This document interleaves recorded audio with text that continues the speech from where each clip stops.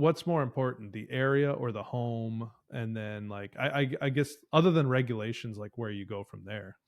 Step two. We're not Yeah. we're on it. Let's go to step two. Let's do it. All right. So we got regulations. We know that the market you're looking into, you can legally operate there within their rules, right? The next thing that I look for is more complicated, but it is what I refer to as the 20% rule. Okay. And I want to make this very clear. This is not 20% cash on cash. It is a 20% price to rent ratio. So if I'm looking to buy a home and it's $500,000, I want to feel confident that that home can make up to $100,000 a year in annual revenue on Airbnb. That means that the revenue is 20% of the purchase price. If you underwrite that, there's always going to be strong cash flow at an amount that I'm happy with, right? You could generate less. You could generate, $75,000 from that property, and you're probably still going to cash flow a bit. You're going to be able to cover all your bills. But I like the amount of cash flow that you get from a 20% price to rent ratio home. So it's a rule that is newer to the Airbnb world that you can use to quickly look into a market and see if that market has the potential to cash flow or not.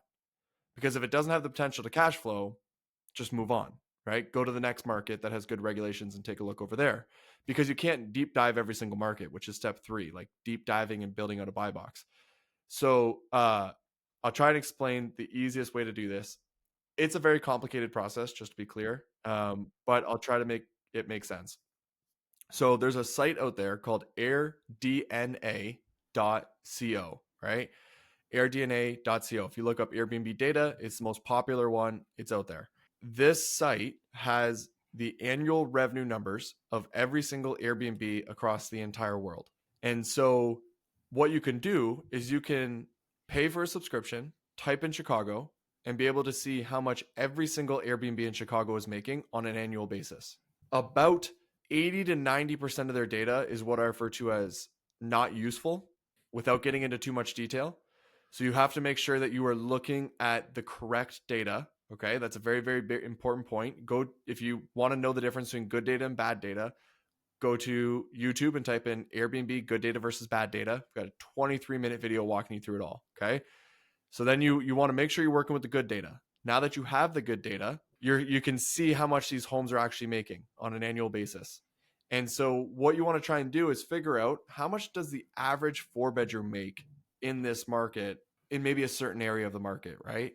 And what you'll realize is that, hey, the average is about $100,000 if you do it a certain way, right? Maybe it's between $100,000 and $120,000. It's kind of in this range, right?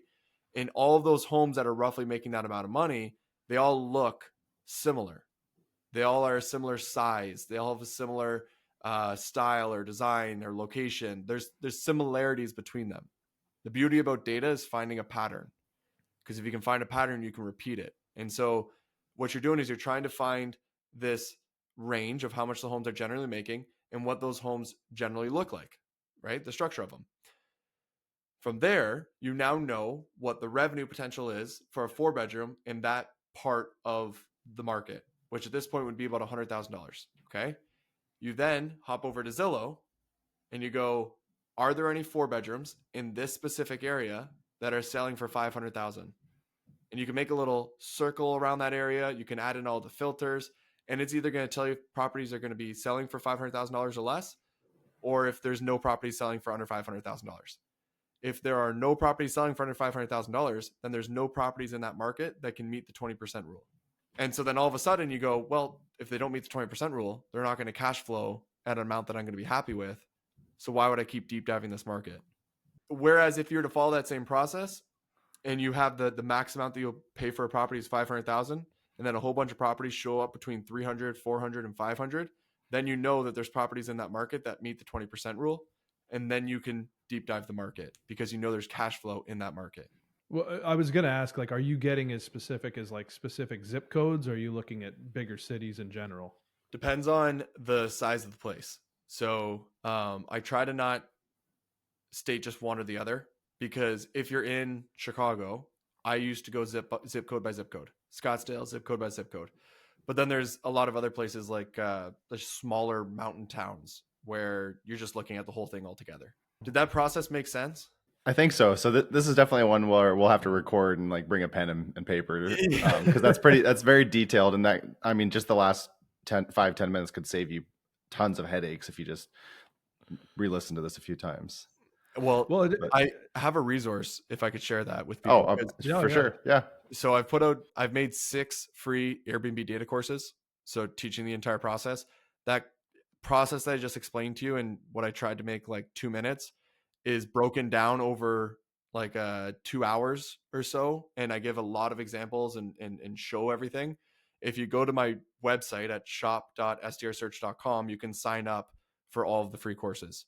And then you can just go through it. And I tried to make it a guide where it's just step 1, do this, step 2, do that, step 3, do this. And you're just walking through all hundreds of steps that it takes to find the properties. So anyone listening can go there.